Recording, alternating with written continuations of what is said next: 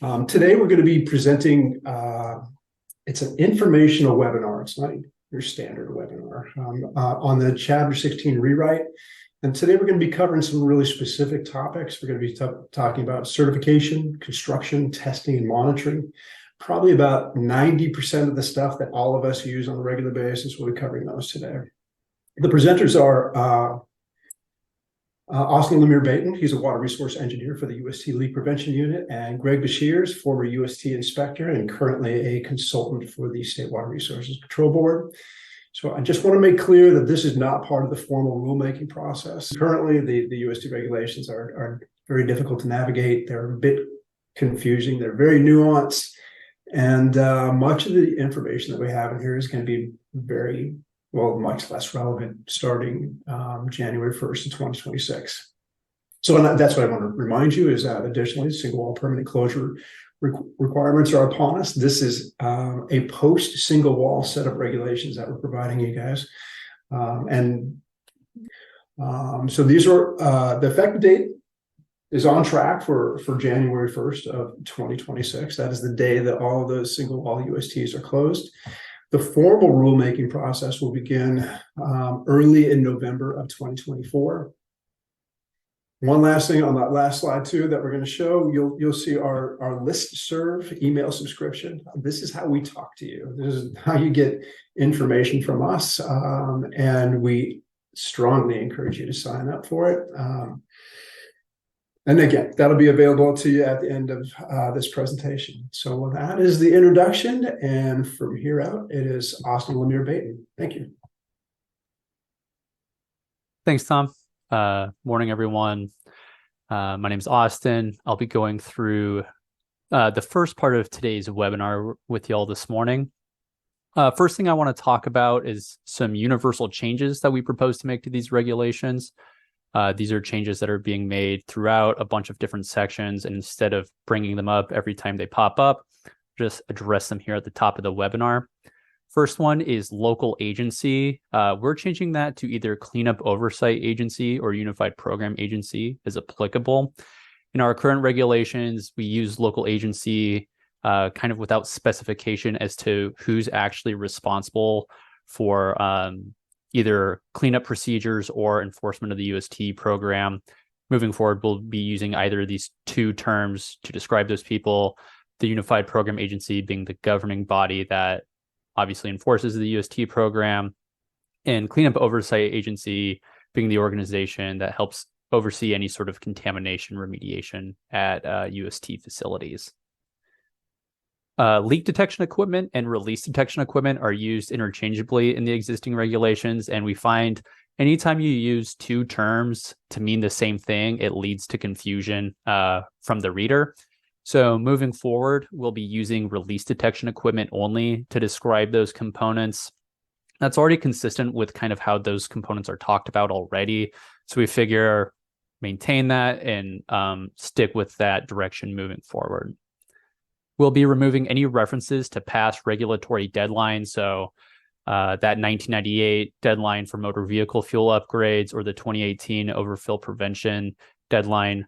Those specific dates are being removed just because those deadlines have since passed and don't really make any sense to keep referring back to them. As Tom mentioned, this is a complete rewrite, and we're getting rid of all of the single-walled references. That has put a couple gaps in our regulations right now. So we need to update all of our section numbers and references to make sure that we're directing people to the proper section number. And we're also taking the time to reorganize the chapter to make it more user-friendly for people. Right now, there's a couple topics that are kind of spread throughout, and it makes finding information on those topics a little difficult for especially first-time readers. Here's a look of what that draft reorganization will look like. Article 1 will still have our definitions of terms and exclusions, but we're also moving our record retention up to Article 1. It's kind of becoming a little bit of an administrative section. So it'll introduce the reader to what terms are used, and then also the time frame and locations of where those records need to be maintained. Article 2 will cover site-specific variance procedures and additional construction standard requirements. We won't be getting into this today, but Article 2 and a few other articles will still be addressed before that 45-day public comment period next fall. It's just not part of today's presentation.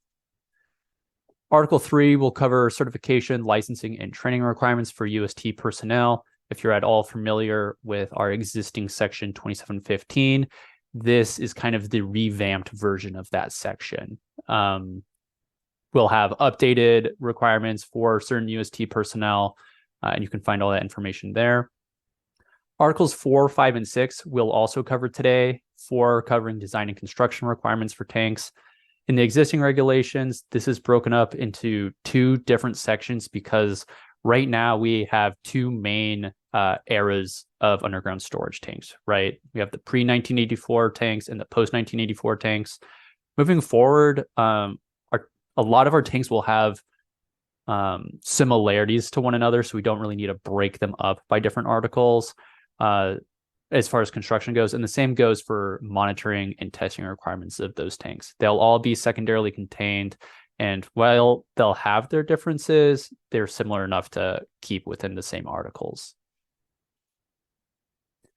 All the articles on this slide will also be covered at another time, but still prior to that 45-day public comment period. Article 7 will cover unauthorized release requirements. Article 8 will cover closure requirements. 9 is permit application and unified program agency requirements. And 10 will cover corrective action requirements. We're also taking this time to update our forms. Our forms are part of regulations, so we'll need to make sure that all of the references to sections in those forms are updated to match our new section numbers. And we've also received some feedback on our forms in the past on how to make them more user-friendly. So we'll be taking some of that feedback into consideration as part of this rewrite, since everything is kind of getting opened up and edited during this process anyways. So let's take a look at Article 1. We'll have our draft definitions and record-keeping requirements. I first want to talk about some terms that we're slating for removal. So words like statistical inventory reconciliation, bladder system, membrane liner.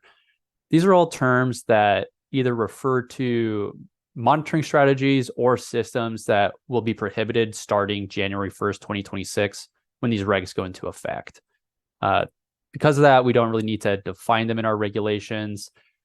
Terms like perennial and first groundwater or month also don't need to be referenced because those are either not used in these regulations or are well enough understood to not require a definition. Motor vehicle and motor vehicle fuel tank are getting pulled because those are linked to those past historical upgrade deadlines. And then there's some terms that we think could be replaced with terms that work better. So obviously, new and existing underground storage tank, those 2 terms will be outdated by the time these regs go into effect. And we have a better set of terms to describe tanks that are in the ground after this period. And then operational life is another one of these terms, and I'll get into the new term for that in a little bit. So here's our first addition to our definitions. We have abandoned underground storage tank. Now, people use this term already and have a pretty good idea of what they mean, but we want to have something in writing to make sure that we're all on the same page here. So an abandoned underground storage tank will be a system that is no longer operational. It doesn't have a current operating permit, has not been closed pursuant to these draft regulations, and is not what we would call a decommissioned tank. Decommissioned tanks are those tanks that prior to 1984 were either filled with an inert solid or emptied and had their piping removed. So we're not going to come across any new decommissioned tanks. The reason we're adding this term also is to distinguish these tanks from those that are closed in place, temporary closed, or decommissioned tanks, since all of those have different regulatory requirements. For example, decommissioned tanks are actually not covered by these draft regulations, whereas temporarily closed tanks and tanks that are closed in place are.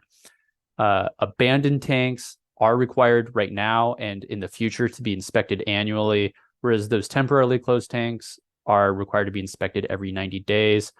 Both are tanks in the ground that aren't dispensing product but they have different inspection requirements. So we want to make sure we're talking about the right tank.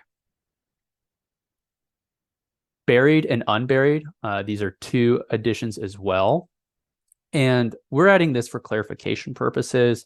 As written, our existing regulations use below grade, underground, and above ground, all to talk about where a UST component is located in reference to the ground surface. Again, using a bunch of terms to mean the same thing causes confusion. So moving forward, we will use either buried or unburied to describe these locations. Buried meaning covered in earthen material or otherwise concealed from sight. So this could be your tank that's buried underneath a slab of concrete, for example, or it could mean piping that's encased in a wall. Both of those situations would have buried components in them. Our definition for unburied would mean anything that is not buried. So something that is visible for visual observation. Containment sump. We are adding this term for specificity purposes. This is going to be any component besides ordinary double-walled piping that provides secondary containment for that piping.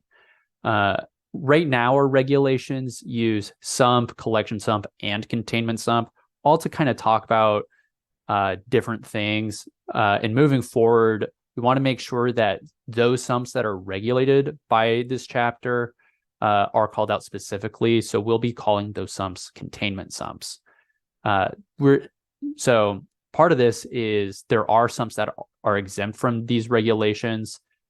Health and Safety Code has a definition for pits, ponds, lagoons that fall under the definition of sump. These are not covered by Chapter 16. So if we're referring to a sump that is covered under Chapter 16, we'll refer to it as a containment sump in the new regulations. Continuity, this is another addition we propose to add, and this one is important because all of our systems in the ground, when these regulations go into effect, will be secondarily contained. Continuity will be the interstitial space within a zone that is open and testable and allows for the unobstructed flow of liquid and vapor. This is an important definition because if there's a lack of continuity within that interstitial space, we can't guarantee that that section of the interstice is being properly monitored. We'll be requiring continuity be demonstrated at certain points under these draft regulations. So having something in writing that accurately describes what we're looking for is important. This definition is also linked to a term called zone, which I'll cover at the end of this section. But you see that we use the term zone here in our definition for continuity. Independent compliance inspector. This is a new class of inspector that we propose to add to help either unified program agencies meet their compliance inspection requirements. These are individuals who are employed or otherwise acting on behalf of the State Water Board or under contract with a unified program agency. They need to be independent of the facility that's being inspected, as well as a unified program agency with jurisdiction over that facility. And they need to meet specific training requirements. Greg will get into what those are in a little bit, but we want to make sure that these people that are helping our UPAs out in meeting their compliance inspections are qualified individuals. Operational, this is a term that we propose to use instead of operational life. In the past, operational life, design life, and warranty period have been confused with one another, and people aren't sure necessarily when their system is required to adhere to the requirements of Chapter 16. Basically, anytime your tank is considered operational, it will need to meet those requirements. Operational meaning a UST that stores or has previously stored hazardous substances, has not been closed pursuant to these draft regulations, and is not a decommissioned tank. So if your system meets all three of those requirements, it's considered operational. It needs to meet the requirements of this chapter. Please note that under this definition of operational, abandoned underground storage tanks would be considered operational and need to meet these requirements.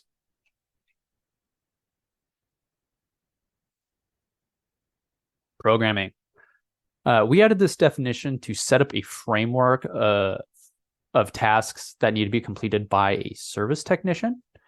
These are the coded instructions for release detection equipment or electronic overfill prevention equipment. So this can be changing the release response if there's a release that's detected, or the product activation height on your automatic tank gauge. All of that work needs to be completed by someone who is a service technician. Now, the requirements for becoming a service technician are not proposed to change under these new regulations. Basically, what this means is that if you're a service technician now and you can continue to meet those requirements moving forward, you'll remain a service technician when these regulations go into effect. Remote monitoring is a term that we're adding to provide flexibility for those facilities that are unstaffed. This will be monitoring that system from a location separate from where your UST is located, but there's two main points to this. One, it needs to allow for immediate notification of either a facility employee or a service technician in case there is an alarm scenario. This helps fulfill that audible and visual alarm requirement that we see with standard monitoring. Also, the owner or operator of that facility needs to document in that facility's monitoring records when that alarm was received and when a response action was taken. This helps fulfill that alarm log requirement. We're adding this because in the past few years especially, we've seen some very promising technologies come out that allow for remote monitoring, and we expect that more people may use these as time goes on. So we wanted to set up some sort of standard for what remote monitoring looks like at these facilities. Submit. So we're changing the definition of submit for clarification purposes. Basically, it'll mean different things dependent on what information is being presented to specific governing bodies. Let me walk you guys through this.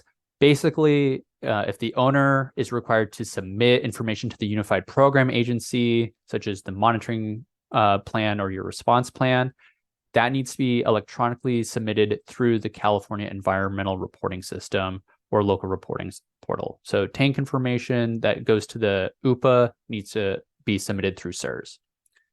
Information that the owner is required to submit to the Cleanup Oversight Agency, so corrective action plan or maybe a contamination remediation report, needs to be electronically submitted through GeoTracker. So cleanup stuff goes to the Cleanup Oversight Agency through GeoTracker. And then any other information that the owner or operator is required to provide can be transmitted either by hand delivery, mail, fax, or an approved electronic method like email.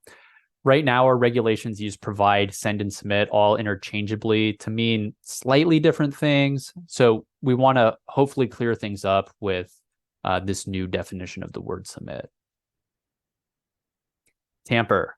This is a word that also gets thrown around that people have a pretty good handle on, but we do want to have it in code just to make sure we're all on the same page. This will be interfering with, improperly altering, or intentionally damaging any release detection equipment in order to bypass the requirements of either health and safety code or these draft regulations.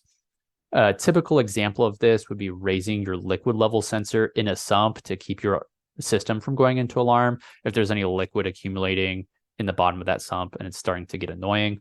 That's illegal. That's tampering. That typically falls under the definition of significant violation. We'll get into violations as part of this presentation as well. But this kind of puts us all on the same page and also helps determine what an appropriate enforcement response can be.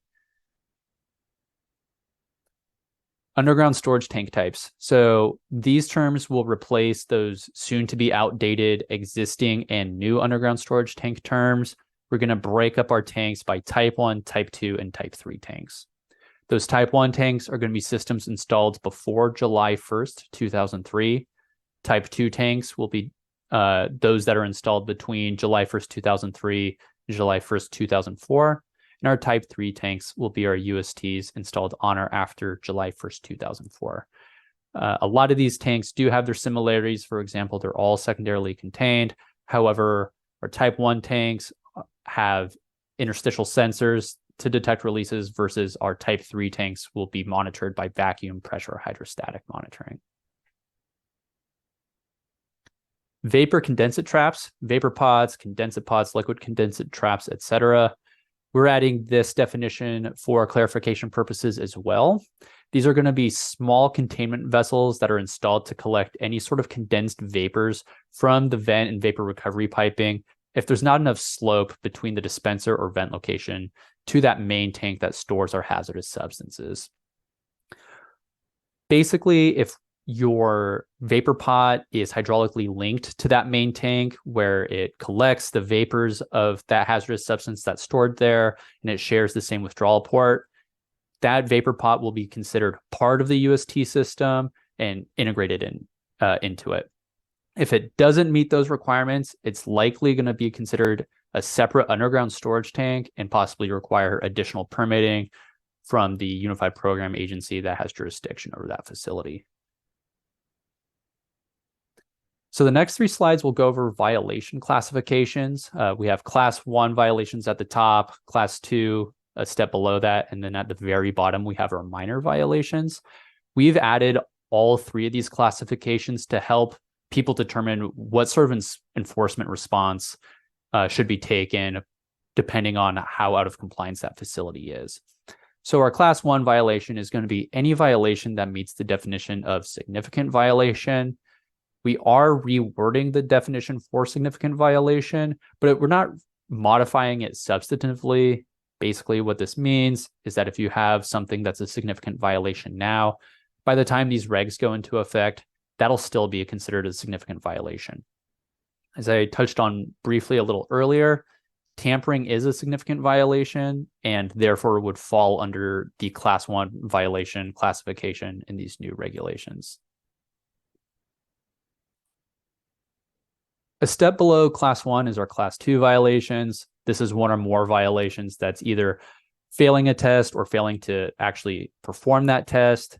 It can be a release detection violation that's not considered a class 1, or it can be a minor violation that's chronic or committed by a repeat offender. That last bullet there gives the UPAs a little more authority in enforcing on chronically non-compliant facilities. If that violator has engaged in a pattern of disregard to our regulations, they can upgrade that minor violation to a more serious class 2.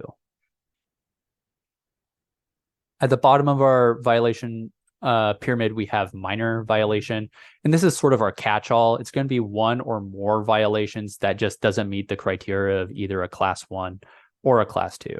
Again, if that minor violation is persistent enough, the Unified Program Agency can level that up to a class 2 in those situations. Zone. So this is our last definition, and this is one of those terms that's closely linked to that definition for continuity. Basically, your zone is going to be the interstitial space of UST components that's either that's both monitored and tested as a single unit. So this could be your tank interstice, for example, but if you're pulling vacuum on the tank interstice as well as maybe vent piping, if that's all monitored by one smart sensor, that's considered one zone. Based on the definition of continuity, you would need to demonstrate continuity between that tank and the piping interstice because it's monitored by that single vacuum sensor. So that could play into how tanks are built in the future and monitored and tested as well. Taking a break from definitions, let's look at some record keeping changes. So like I mentioned earlier, record keeping is being consolidated and moved to the front of the regulations for ease of use and referencing. And we'll be including specifics as far as where those records need to be maintained, whether that's on SWRs, on-site or off-site, and for how long those need to be maintained for. Some records as short as 36 months, others for the life of the system, and some records even permanently. We'll get into what that permanent record retention looks like in just a little bit. Our first record keeping change is for Site-specific variances. We're going to require approval for that be submitted via SWRS or local electronic reporting portal. The reason behind this is that site-specific variances are rare, weird, and pretty complicated, and all of these conditions make the paper trail associated with them a little spotty. Basically, if you get approval for site-specific variance, you are allowed to bypass a portion of these regulations for your oddball system.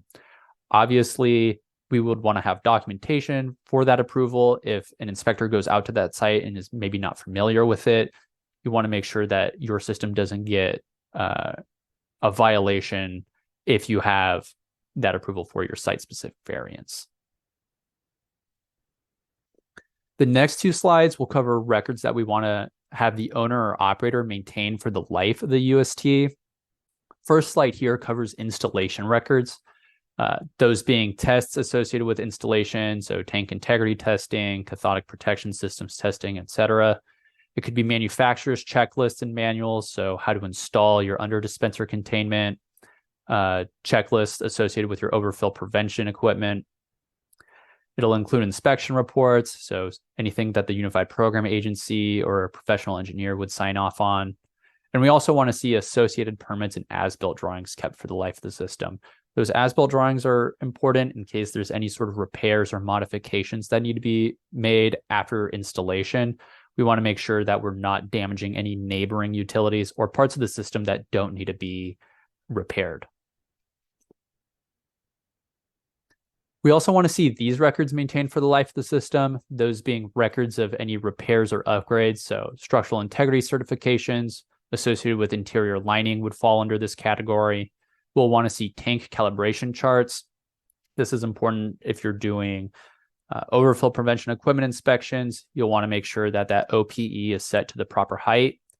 Compatibility documentation, in case there's any sort of degradation to your containment or malfunction to your release detection equipment. We want to make sure that whatever hazardous substance is being stored is actually compatible with your system components. And we'll want to see unauthorized release reports and site assessment evaluation reports kept for the life of the system as well. We also propose that the Unified Program Agencies maintain installation records for the life of the system, and there's actually pretty good reason for this. For example, if there's an owner-operator that goes to sell their system to someone else, for whatever reason, it seems right before the transfer of ownership occurs, that original owner or operator will throw away a bunch of their UST documents. We are sure that it's part of it's no longer my system, so it's no more my responsibility, and so they toss them. But we want to prevent that new owner operator from getting left in the dark. So if we can have the Unified Program Agencies maintain those records as well, that'll help the transfer of power between that original owner to the new one. We're also proposing that Unified Program Agencies permanently maintain records associated with removal or closure in place of tanks and associated piping, as well as the notice of UST completion of permanent closure.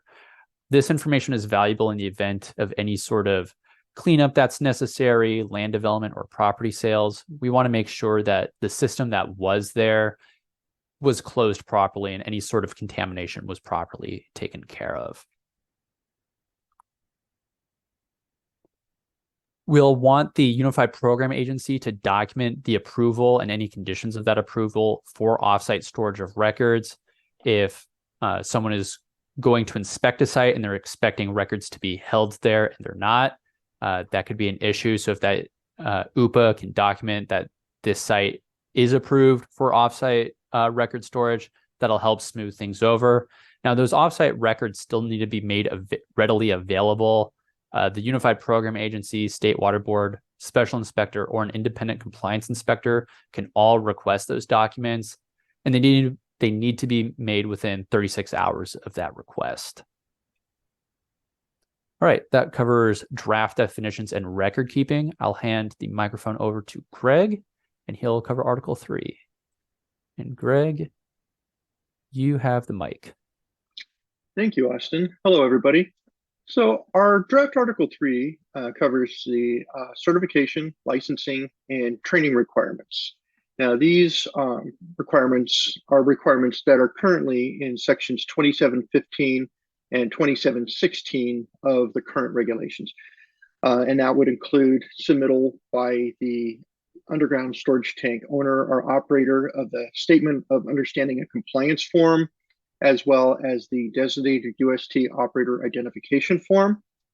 It covers licensing requirements for installers, contractors who perform UST installation or repair work, if that work requires excavation or backfill.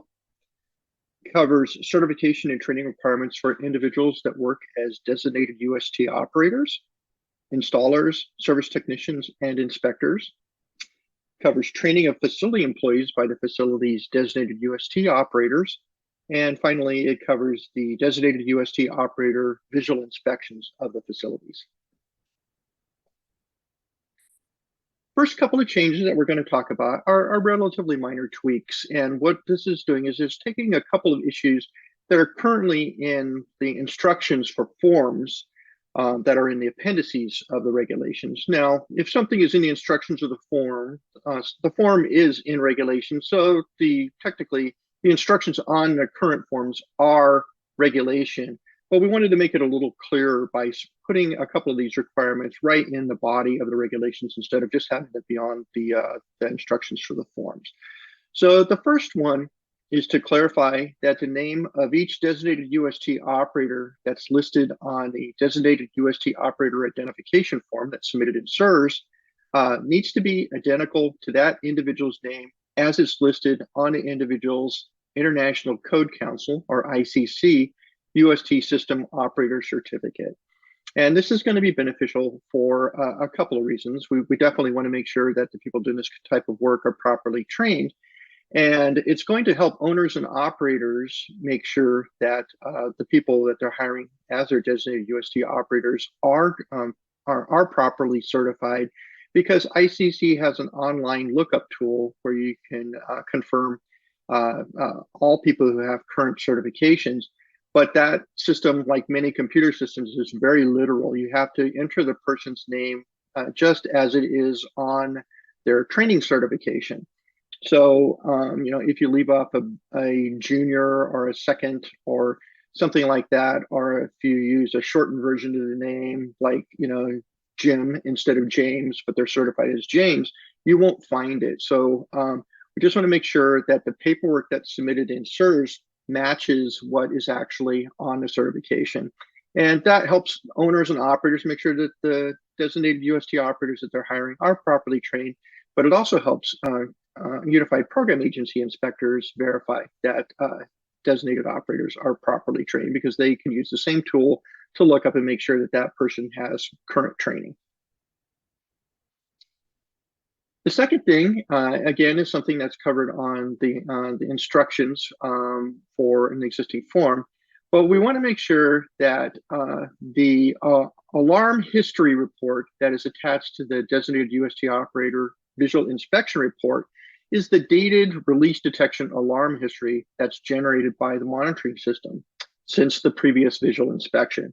Now, of course, this is only if the facility has a monitoring system that can generate such a report. If they don't, then the designated operator can attach a copy of a log, like an alarm log maintained by the facility, because the facility is required to document alarm events. But if the system can generate a report, we need to have the dated alarm history that's actually generated by the monitoring console. And this is important for a couple of reasons. One, these reports are typically paper clipped or sometimes stapled to the designated operator's inspection report, and they frequently come loose. To review the alarm history, you have to detach it from the report, and sometimes they don't quickly get matched back up to the correct report. So if they're floating around, making sure that the data is on the alarm history report makes it easy to match it up to the proper inspection report that's prepared by the designated operator. But also it makes sure that the report that is attached is actually from the day when the designated operator is out there, and they didn't just grab some old report or continuously make new copies of an old report instead of generating the new report. So having the date on there will provide peace of mind to the Unified Program Agency inspectors that the report was generated at the time of the actual inspection done by the designated operator. This next change is a pretty big one and a pretty important one, I think, especially. So what it does is it changes the documentation of testing dates in the designated UST operator visual inspection report from noting when the testing was done the last time to requiring that the designated UST operator identify the next required due dates for all periodic testing that is required. So for things like the monitoring certification, spill container testing, overfill prevention inspection, secondary containment testing, things like that. Right now, the inspection form has a place to document the last time that those testing events were done. But as we know, sometimes things get done late. And there are already other requirements in the regulations for how to document when testing was done. I mean, there needs to be a test report prepared for that. And the owner or operator needs to maintain a copy of those test reports. So the Unified Program Agency inspector can review those. And those reports are also submitted to the Unified Program Agency. So it's really easy to tell when things were last done. But a more important perspective for staying in compliance is to make sure that we're tracking when things are due. So this is a new compliance tool that basically will really benefit owners and operators, because the designated operator will put on a report when each type of testing is due the next time. So let's say something is required to be done every 12 months, but it was done a couple months late for whatever reason. That doesn't mean that they just automatically add 12 months to the last time that it was done and we perpetually have everything off cycle. The regulations actually require that if anything is done late, if it's required testing or an inspection, then they have to schedule the next round to reestablish the required test frequency. So if it was done 2 months late, the next round of testing is done in 10 months, due in 10 months. If it was something that was done every 36 months and it was due 3 months late, the next round is due in 33 months. You don't just get to add the specified number of months to schedule the next round and keep doing things late. You have to get back onto schedule. So this will be a compliance tool for the owners and operators to make sure that they don't get additional violations, because doing the test the first time late was a violation. We don't want them to get a violation for the next round for it being late. So this will kind of like a little tickler. Every time the designated operator come out, they'll hand them a report, and that report will show when the next round is actually due. We're updating the language regarding licensing requirements for service technicians. So basically, the current regulations refer to a tank testing license issued by the State Water Board as satisfying the requirement for a contractor's license. And that's just not the case. The Contractor State License Board, or CSLB, not the State Water Board, sets what the requirements are for contractors, and the State Water Board can't override what those requirements are. So since this is something that's really in the purview of the CSLB, the regulations will basically say that anybody who wants to be a service technician has to have or operate under, be employed by somebody who possesses any required licenses, any licenses that are required by the Contractor State License Board. And our regulations are going to remove the references to specific categories of CSLB licenses, because again, it is the CSLB's responsibility to determine what licenses, what specific categories of licenses individual contractors have to have. So our regulations will say you must be licensed as required by the CSLB, but we won't go into details about what specific licenses you will have to have to do that type of work.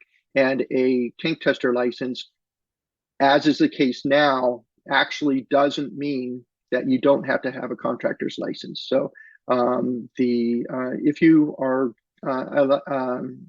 a tank tester now, and you're doing the type of work that requires a contractor's license, you need to have a contractor's license now, not just when the regulations are updated.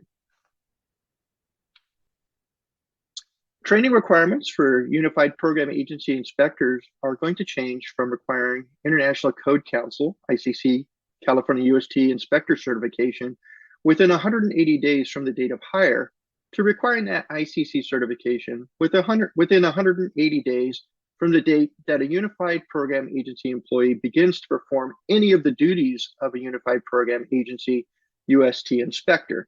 So if you're going to be doing underground tank inspections, plan checks, dealing with underground tank enforcement actions, reviewing underground storage tank SWRS submittals, you have to have the clock will start ticking on obtaining the ICC certification. We're trying to change this perspective because for many unified program agencies, they have multiple program responsibilities that have nothing to do with underground storage tanks. So they might have employees that are with the agency for months or even years before they do anything associated with underground storage tanks. So really, the better trigger for when to require this ICC certification is from when they actually start doing the duties of a UST inspector and not the hire date, which really is not particularly relevant to somebody who doesn't do any work at all associated with underground storage tanks, but nevertheless is a UPA inspector. We're changing the requirements for special inspectors a bit. Now, special inspectors have to be a licensed professional engineer, a California licensed professional engineer. So these are people that do things like lighting inspections, but they can also do with the approval of the Unified Program Agency, they can do inspections on behalf of the Unified Program Agency currently.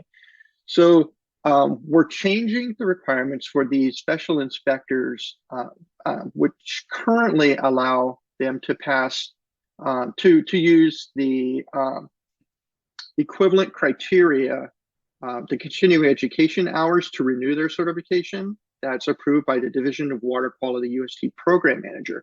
So just like with Unified Program Agency inspectors, the current regulations say that the special inspector needs to get their inspector certification from ICC, but then to renew it, they need to either take the exam again, or they can satisfy the requirement, as is the case and will continue to be the case with Unified Program Agency inspectors.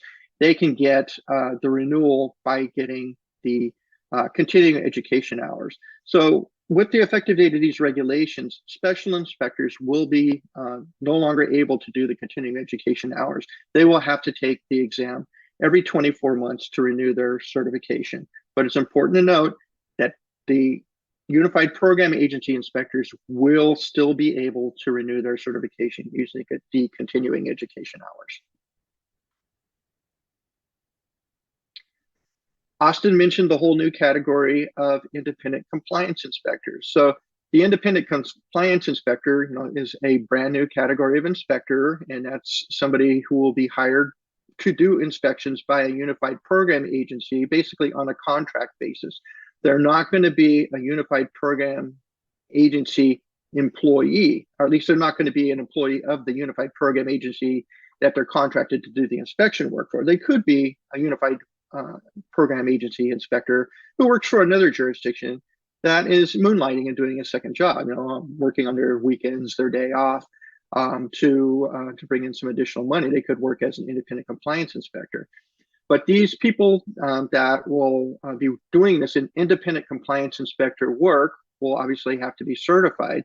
And the requirements for those people will be to obtain the ICC California UST inspector certificate, just like all the other categories of inspectors. And they will need to renew their certificate every 24 months by passing the ICC California UST inspector exam. There is one exception though. Unless they're currently employed as a Unified Program Agency inspector by another agency and have satisfied the equivalent criteria approved by the Division of Water Quality UST Program Manager. So if you have somebody who's a Unified Program Agency inspector and they're keeping their certification current by using the continuing education hours, then that would suffice to renew their certification for the independent compliance inspector work. But the person needs to be currently actively employed as a UPA inspector in order to qualify for this. They can't be like a former inspector or retired inspector or something like that. They would need to be, if they're currently employed by their day job and they maintain a certification using the continuing education hours, then they would not be subject to the 24-month exam requirement. But if they're not actively employed or they're former inspector, then they would have to take the exam every 24 months to maintain their certification. Okay, now I will turn things back over to Austin for a bit. All right, let's take a look at Article 4. We'll cover some draft construction and operation requirements. First change that I want to go over is compatibility. So like record keeping, this is kind of strewn throughout the regulations and kind of hard to find areas. So we'd like to consolidate that, move it all to the front of the construction article, and have it organized by underground storage tank component. We think that'll make it easier for people just to be able to find. We also are adding some flexibility for demonstrating compatibility. So release detection equipment currently requires the manufacturer's statement of compatibility for hazardous substances. However, we'd like to extend that to the independent third-party category as well.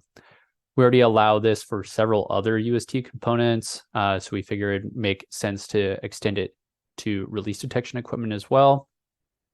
This could be for some of those more, I mean, they're all hazardous, but more hazardous or less common hazardous substances. An independent third party can test those release detection equipment against that substance. So this slide pertains to that exterior code stamp that we typically see on the nose of our tanks. All the information on this slide, including the stuff that's crossed out in red, is what we currently require. Moving forward, we want to just have the information that you see here in black. And this is for tanks that are manufactured on or after July 1st, 2026. So that's 6 months after these regulations become effective. That code stamp needs to have the manufacturer on it, the production location, the date of manufacture, not just the year, the max burial depth, the max test pressure, and then this bullet here, openings that do not have a striker plate. So after talking with a few tank manufacturers, basically it's been determined that all tanks that are made today have striker plates beneath all accessible openings. Because of this, it's more useful to know which opening doesn't have a striker plate so that we don't accidentally damage the inside of our tank. If there's any sort of manual product level readings that we're doing with a dipstick or something. So we'll be requiring openings that do not have striker plates installed underneath them to be denoted. Information like engineering standards, nominal diameter, usable capacity, etc. They had their place in the existing regulations, but by the time we implement these new ones, this information is just not as useful to us. So for tanks that are installed on or after July 1st, 2026, all of that information on the previous slide, so manufacturer, production location, burial depth, etc., that also needs to be located within the perimeter of our sump collar. Obviously, all of that information is still important to us even after installation, but it's not really accessible once we get that tank buried and covered up. To mitigate this, we propose that information also be fiberglassed to the inside of that sump collar so that anyone who's opening that lid can access that information quickly and refer to it in a much easier way. All right, we'll be requiring continuity testing be performed by manufacturers on tanks that are built on or after July 1st, 2026. And we also propose that the manufacturer provide that documentation to the owner operator. We've talked about it already. Continuity is a critical component of all of these new secondarily contained systems that are going to be in the ground. When we line up the two halves of these massive tanks, that interstitial space is tiny in comparison and needs to be lined up perfectly to make sure there's no blockage within that interstice. If we can have the manufacturer demonstrate that that interstice is indeed continuous, that'll help kind of establish a paper trail in case there is any blockage that happens later down the road after years of tank use. This next bullet here gives the unified program agencies a little more authority as far as protecting the soils and waters of the state goes. We'll require that any water that's used to ballast out those tanks during construction be removed to their satisfaction. Again, that's really just to provide better protection for our soil and groundwater. So a couple of big changes on this slide. First one is that any direct buried single-walled spill buckets that need a repair need to be replaced with secondarily contained spill buckets after these regulations become effective. Those direct buried single-walled buckets release product directly to the soil and groundwater. And in an era where everything is secondarily contained and monitored extremely rigorously, we want to make sure that the same goes for our spill buckets as well. So we'll be requiring those secondarily contained buckets. They're just better containment overall, be installed if those direct bury single wall buckets fail. For any new steel piping installations or steel piping repairs, we'll be requiring Schedule 40 ASTM A53 black steel be used. This is likely already done as a best management practice. This is a pretty common gauge in quality black steel, but we want to set up some sort of standard for steel containment as we develop these newer systems.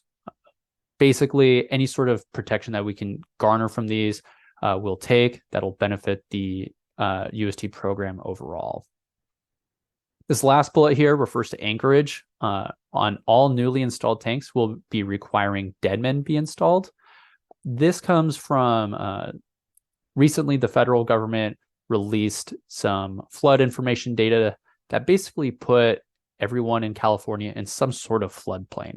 So in order to stay in line with that, we'll be requiring anchorage on all newly installed tanks.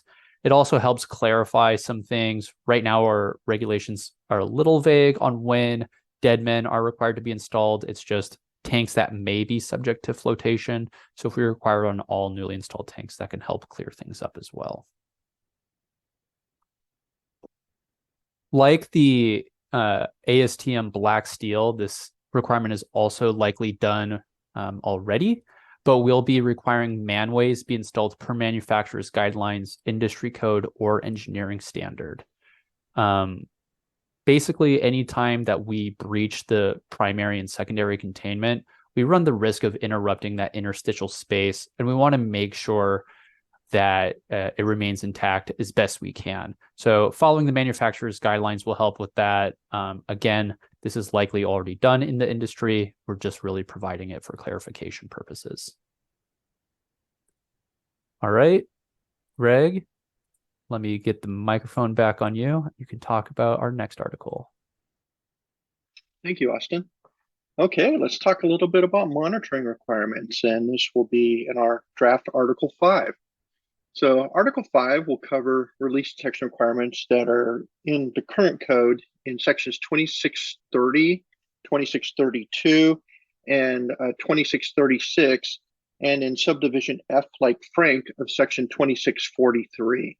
And this is basically, we're planning to break this down into three main areas. So we're talking, first of all, about the facility's written monitoring program, which consists of the monitoring plan for each tank, the response plan for the facility, and the monitoring site plan. Then the second would be when we're getting into the actual monitoring requirements for hardware, and we're going to have two main areas: monitoring requirements for tanks and additional monitoring requirements for piping. So the first change we want to talk about is some tweaks to the content of the monitoring site plan. So what we're planning to have required in the monitoring site plan will be that it be a scaled diagram or as-built drawing that indicates the layout of the tanks, the piping, containment sumps, dispensers, spill containment components, and overfill components to the extent known.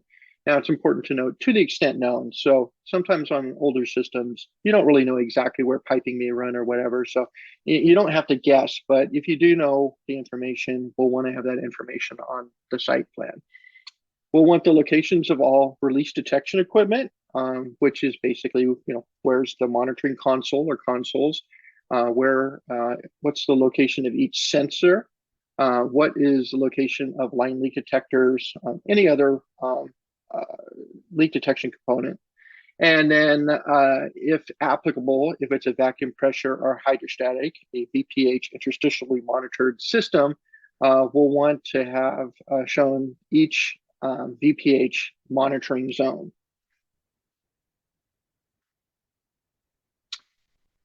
This next issue is something that is currently associated with the response plan in the current regulations. So that's where we're talking about it today, but then it may actually get moved to a different part of the regulations by the time we're done with the process. But basically, unified program agencies will no longer be able to approve delaying removal of hazardous substance from the secondary containment beyond 30 days. So the current regulations do allow for the Unified Program Agency to approve removal beyond 30 days, but we don't really think that there's any real valid reason for waiting beyond 30 days to get the hazardous substance out of the interstitial space. Really, if you have a release to secondary containment, you should be getting it out of the secondary containment as quickly as possible and not just leaving it in there, because that does basically make that storage with a single level of containment at that point. So we don't want to have escapes to the environment.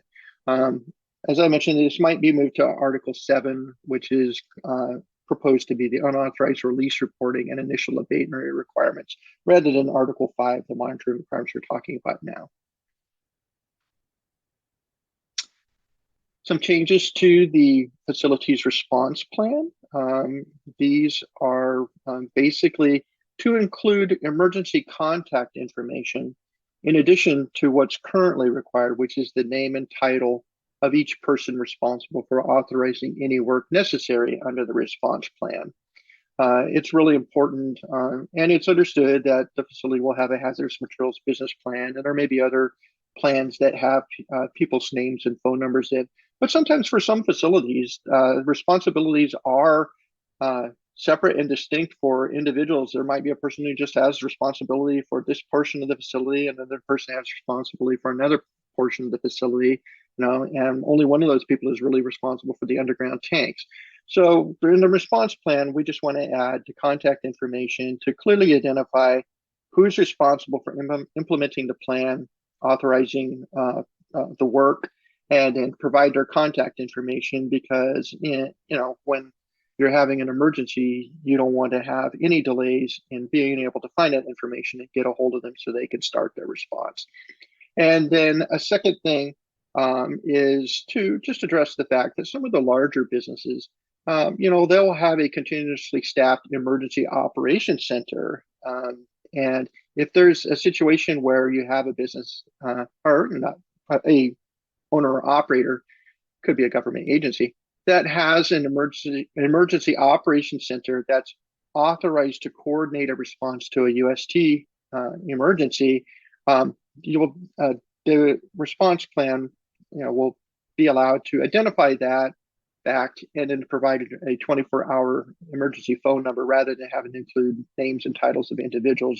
Just identify the emergency response center and provide our 24-hour phone number, because that's we want to again be able to get a response to the emergency happening as quickly as possible.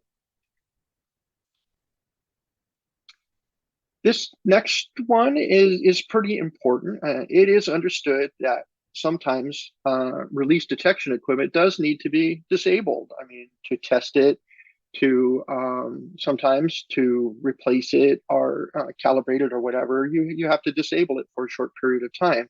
But what we don't want happening is this occurring without the Unified Program Agency knowing about it. So release detection equipment will only be allowed to be disabled with the approval of the Unified Program Agency. And it's important to note that the current requirement will not be changing, that messing with release detection equipment, disabling it, moving it, anything like that, can only currently be done by a properly trained and certified UST service technician. Just a facility employee cannot do that. So it needs to be a UST service technician. That will continue to be the requirement, but if there is going to be the necessity to disable the equipment for any period of time, then the UPA will need to be notified of that. Now, continuing in that vein, if the release detection equipment is disabled for more than 12 hours, the regulations will require that the Unified Program Agency require the owner or operator to implement an alternative monitoring program. So if it's going to be, the equipment's going to be down for more than 12 hours, the alternative monitoring program will need to be approved by the Unified Program Agency, and it's going to need to include physical monitoring of the secondary containment for releases of hazardous substances from the primary containment, and that's going to happen no less often than every 12 hours until the equipment is back online. Continuing with this discussion, if the release detection equipment is expected to be disabled for more than 72 hours, then that underground storage tank is going to have to be placed into temporary closure. As Austin mentioned earlier, we're not going to go into the closure requirements today. That article will be covered in a separate webinar, but the requirements are not all that different than what they are now.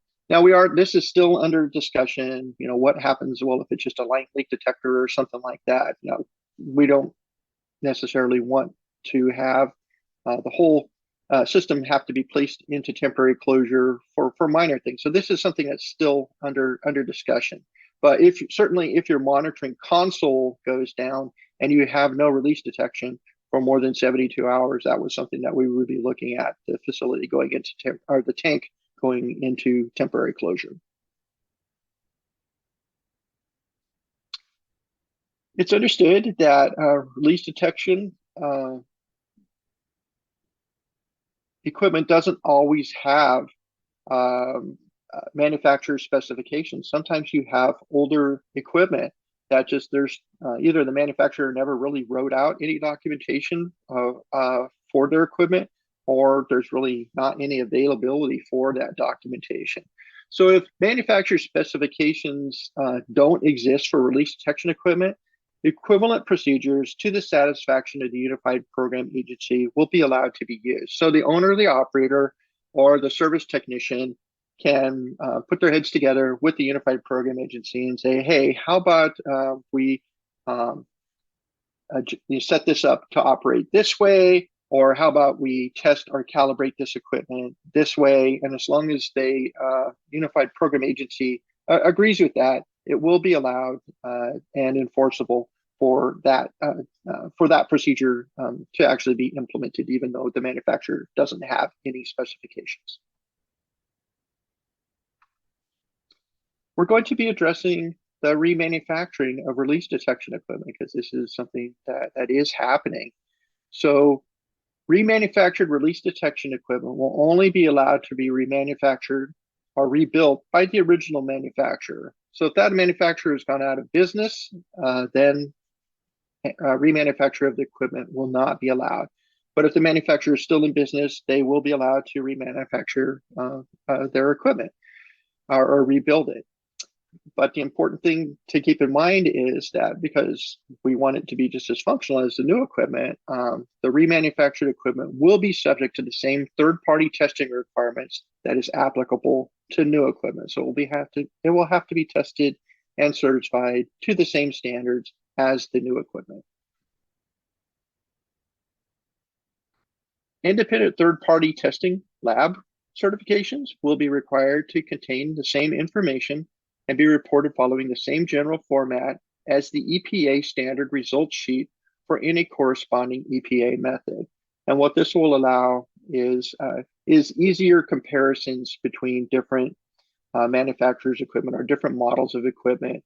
Because if you standardize the way things are reported, it makes it easier to compare like two devices to make sure that that they're comparable, have the same capabilities, and are really appropriate for the system that they're going to be installed in. So this is just standardizing the process. Mechanical release, this is a big one, potentially. So mechanical release detection equipment that's used to continuously monitor under dispenser containment, which on or after January 1st, 2026, which is the proposed effective date of these regulations, if it fails during operation or testing, it will need to be replaced with a continuous electronic monitoring method. These systems are pretty dependent on being kept in a very clean environment, which under dispenser containment often isn't, and to be, in addition to being kept clean, to be properly adjusted. And they're kind of, they can be a little squirrely to keep in proper operating condition. So what we find is that a fair number of these actually don't function when they're functionally tested using water during the annual monitoring system certification testing. So moving forward, it will be one strike and you're out. So if these float and chain assemblies, these mechanical devices, if they fail to function, they will have to be replaced with an electronic monitoring method. For example, a standalone electronic sensor or some kind of other approved interstitial monitoring. As long as it's electronic monitoring, they will not be allowed to be adjusted, they will not be allowed to be cleaned, and they will not be allowed to be replaced like for like. Important thing to keep in mind here is that this may require a permit from the Unified Program Agency because it is changing the system, and they may require that you get a permit before you change the system. You're put in different equipment. And of course, the equipment would need to be approved, like LG 113 approved, Local Guidance Letter 113, which lists all the different leak detection methods and equipment that are approved for use in California. And once the change is made, the owner or operator will need to modify their underground tank monitoring plan because the model and or the manufacturer of the under dispenser containment release detection equipment is going to be changing. And they will probably or possibly also need to update their monitoring site plan to reflect the change in equipment. Here's an opportunity for some out-of-the-box thinking. So facilities with pressurized piping that are not routinely staffed will have to have a continuous monitoring system that stops the flow of hazardous substance when it detects a release or if the monitoring system malfunctions. This, along with the next couple things we're going to talk about, provides some ways to provide some flexibility to set up your system where it might be a little bit more streamlined. But what we're talking about here is specifically facilities not routinely staffed. For example, a card lock facility or some really remote facility.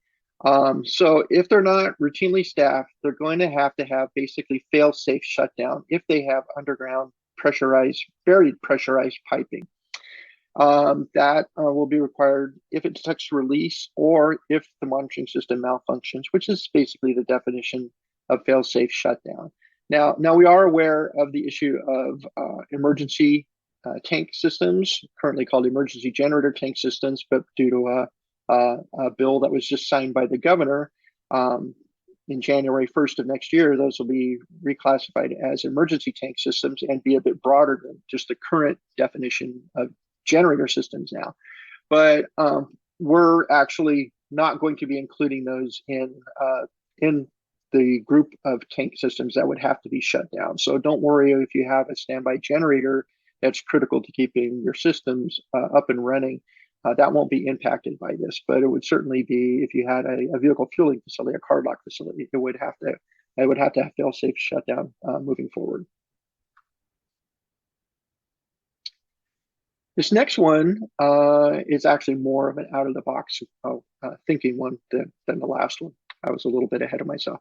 So this is a requirement for line leak detectors to be installed on buried pressurized piping, as opposed to the current underground pressurized piping. So Austin talked about the change in perspective from underground or above ground to buried or unburied, and with the definition of unburied, meaning able to be visually observed, that's going to provide some flexibility, and this won't be limited to any generation of tanks.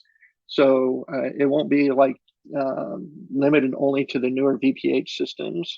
It will mean that any underground storage tank system that has pressurized piping that is unburied, meaning the definition of unburied, will be exempted from needing to have a line leak detector. So one less thing to have.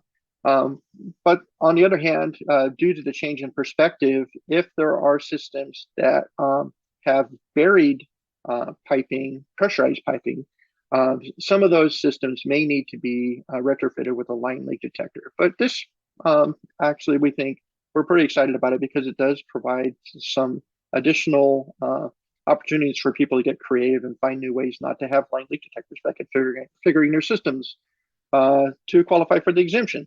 Again, you may will possibly need to have a permit from your Unified Program Agency before making any changes. You don't just want to make those changes, but provided the Unified Program Agency is okay with it, then you could retrofit your system to qualify for exemption from a line leak detector. Buried pressurized piping that's monitored by a continuous vacuum pressure or hydrostatic, a VPH interstitial monitoring system that shuts off the flow of hazardous substance through the piping when it detects a release or the monitoring system malfunctions will satisfy the line leak detector requirement. So here's another great opportunity. If you have a system that has the buried pressurized piping, if it's VPH monitored and you configure the system so that it has fail-safe shutdown, if the sensor monitoring that VPH monitoring zone goes into alarm, or if the monitoring system goes down, which is basically the definition of fail-safe, but changing it from the perspective of like a liquid sensor to VPH sensor, then you can get out of having a line leak detector. And again, this will not just be limited to the newest tanks, the ones that were installed on or after July 1st, 2004, the ones that are required to have VPH monitoring. So if you have an older system that currently has, or that can be retrofitted to have VPH monitoring on the piping secondary containment, then that would satisfy the line leak detector requirement, and you would not have to have a line leak detector in the system. And of course, then that doesn't mean you can't still keep a line leak detector in there, but it wouldn't be required. And you could, if you wanted to, take it out of your written monitoring program and not be in violation if, say, the line leak detector didn't function properly when it was tested, because at that point, it would no longer be required equipment.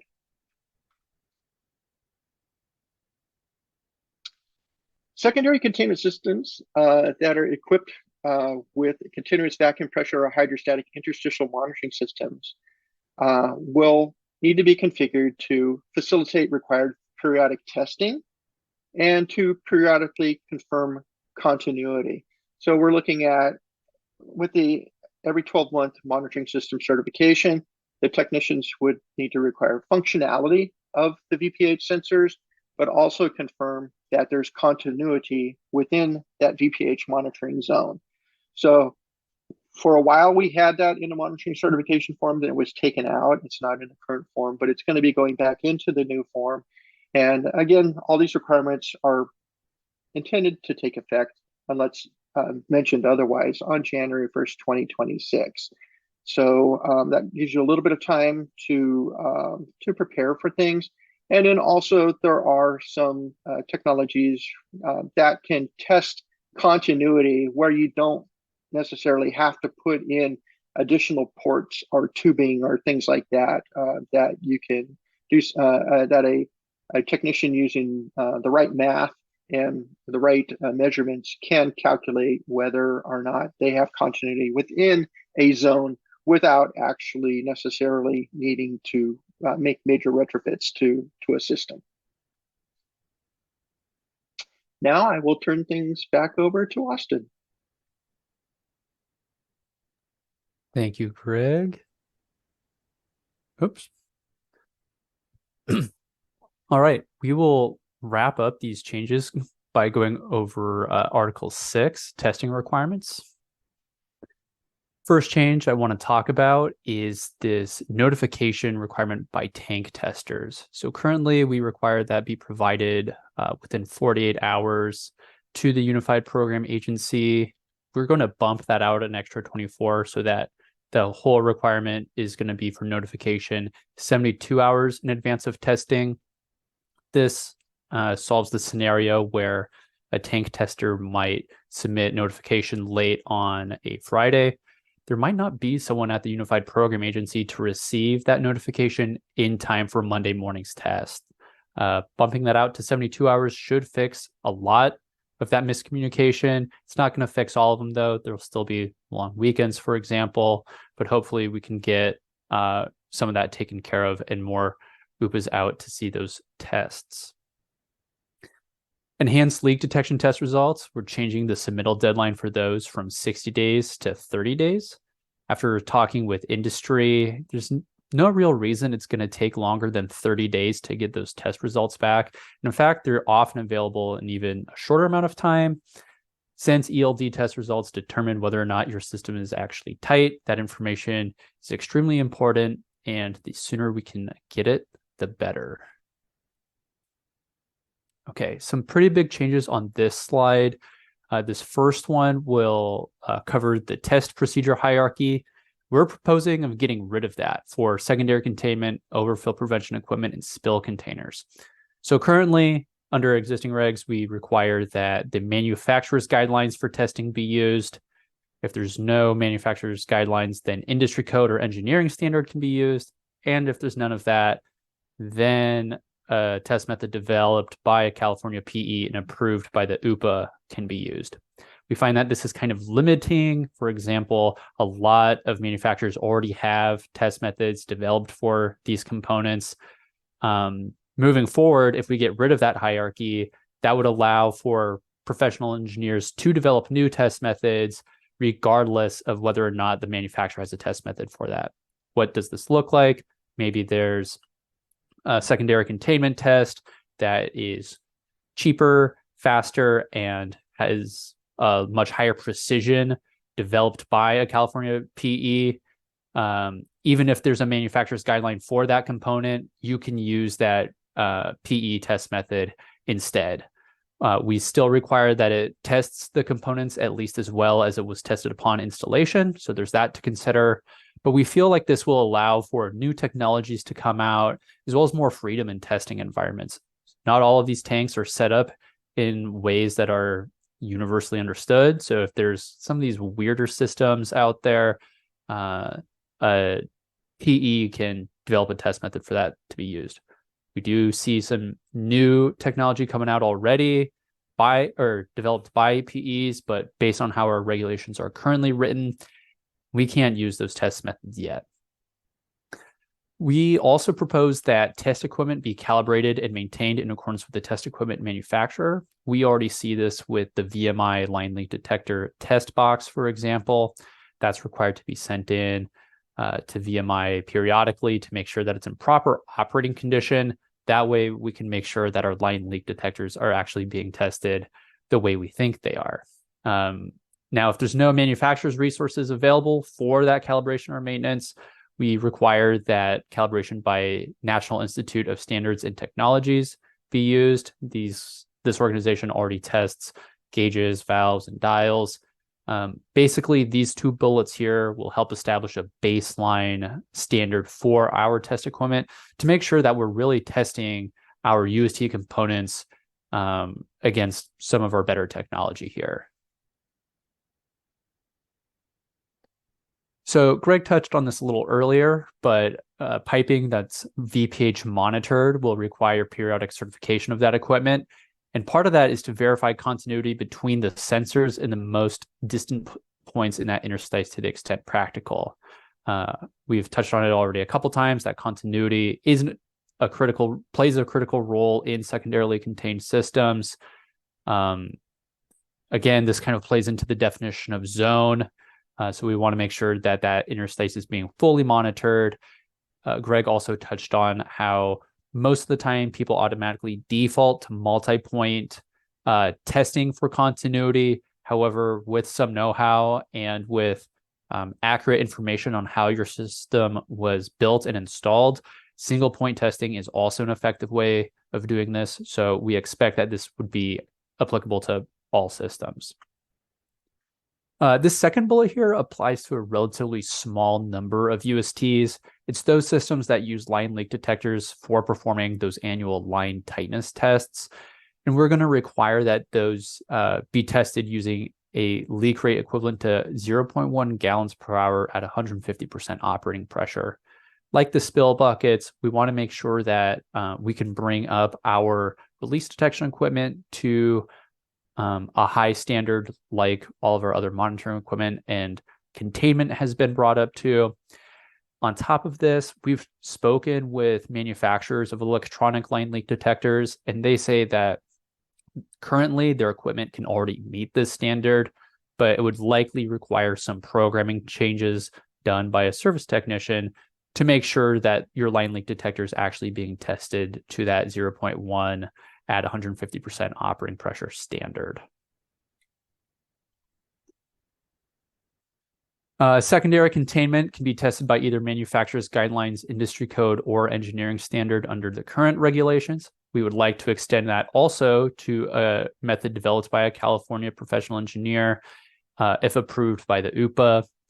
Like I touched on previously, we already provide this for some UST components, and we figure that this is a good strategy moving forward and would provide additional freedoms and flexibility for some of these oddball systems. Okay, that covers all the changes that are part of today's webinar. I want to get into a couple more resources that we have available before getting into the question and answer section. These two links here are for me and Greg's email address. If you have any questions that either don't get answered today or come up at a later time, please email both of us that question. That way we can discuss the question and develop an appropriate answer for you guys. We are dealing with a couple different versions of the regulations right now, so we want to make sure that the information we provide you is the latest and greatest of what we have. This last link at the bottom is for our email subscription listserv. So any sort of information that we distribute about these regulations, be it notification of a public draft of them or the 45-day public comment period, that notification will be sent out through this email listserv.